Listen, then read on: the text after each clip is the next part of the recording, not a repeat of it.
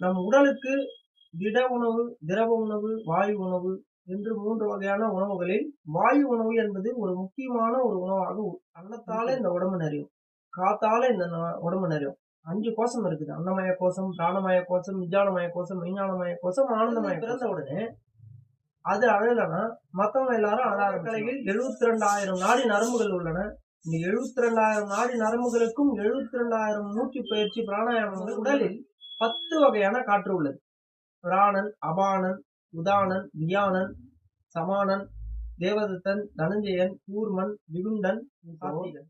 நாம் கண்ணை இமைக்க வேண்டும் என்றால் தேவதத்தன் என்ற காற்று அந்த இமைக்கும் நொடியின் வேலையை செய்ய உடலை ஆட்சி செய்வதே காத்துதான். தனஞ்சயன்ற ஒரு காத்து உள்ளது.